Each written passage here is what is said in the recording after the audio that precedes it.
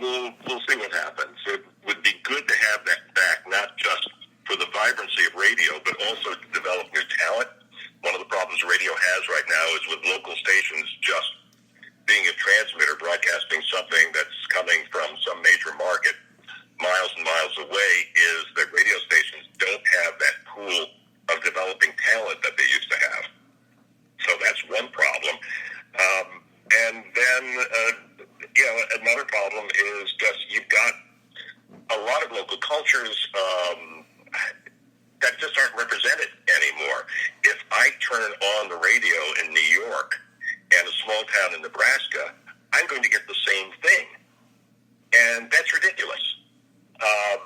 In Louisiana, you still have some local radio stations that broadcast, that broadcast Cajun music, that broadcast live things from, local bars where there's local entertainment and things like that. I think there's a station that does a lot of that in Lake Charles. Mm-hmm. Some of that is still going on, but it's few and far between, and we need a lot more of that. Yeah. Each state or each town, if they have a radio station, it should broadcast their own culture, like you said, like all these different... Exactly. Oh, yeah. Exactly. People in Louisiana shouldn't be having to listen to some loudmouth from New York or Los Angeles or Washington. And the same thing even in those markets. If you live, you can turn on during a mayoral race in a major market like New York and not hear anything about it except on the all-news station, but not hear any debate, not hear any calls, not hear the candidates themselves except in 15-second bite. Because the talk is all syndicated stuff from elsewhere, and because it's syndicated, it has to talk about national issues and not local issues. So even in the biggest market in the country, most of the stations have to broadcast something that not just that makes sense not only in, say, Chicago, but in Bend, Oregon. And that makes for a lot of bad radio. It just does.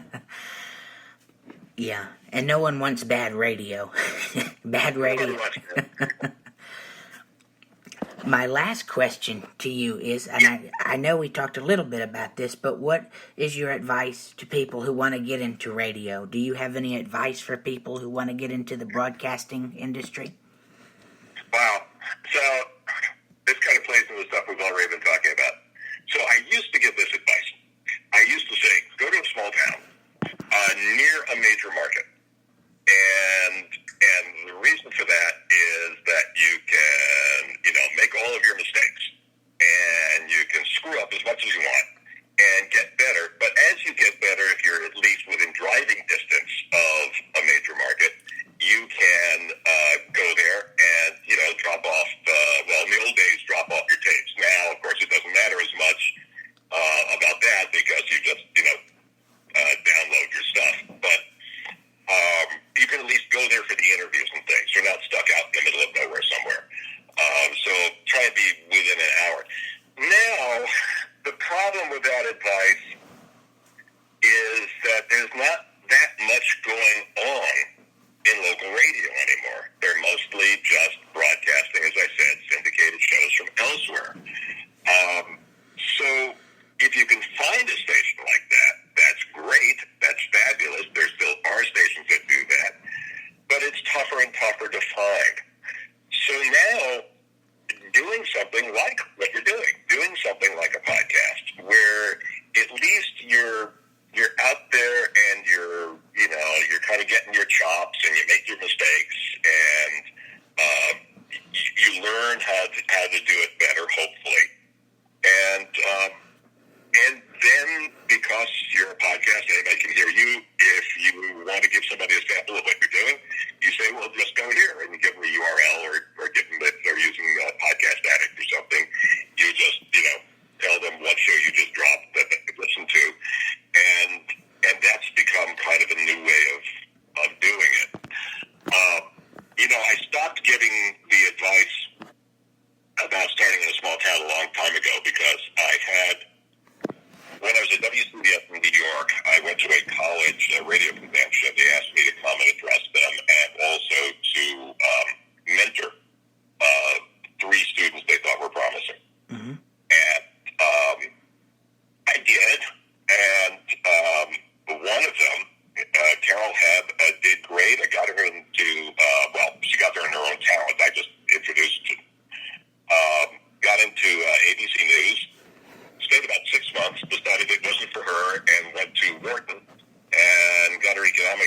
degree and is probably in a position to buy and sell most people in radio at this point. Then another guy who is very talented, who is with Bloomberg now.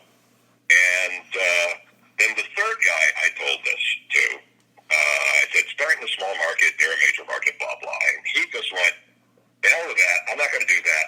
I'm going to try and bust right into the big market.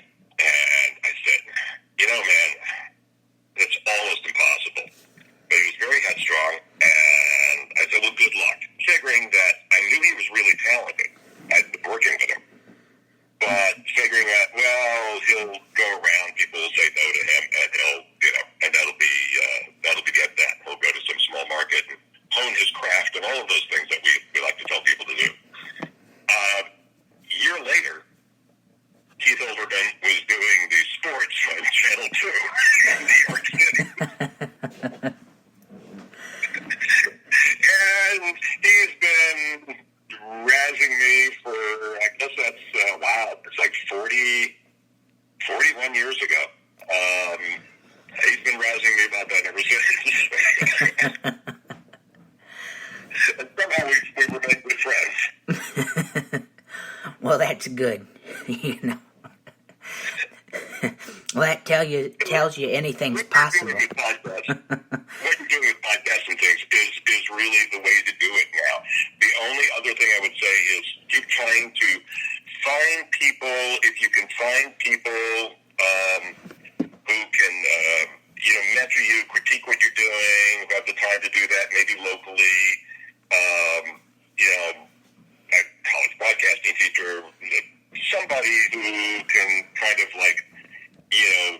guide you a little bit. But again, since that was the last question, let me go back to how this started, which is be unique, be yourself. Don't try and be what everybody else is doing out there or have somebody try to fit you into that mold, because there's already 10,000 people out there doing that. So find what's unique about you, your unique voice. Don't let people talk you out of that. And that's going to be your key. Yeah, absolutely. Be yourself. Don't try to model yourself as someone you're not, Yeah.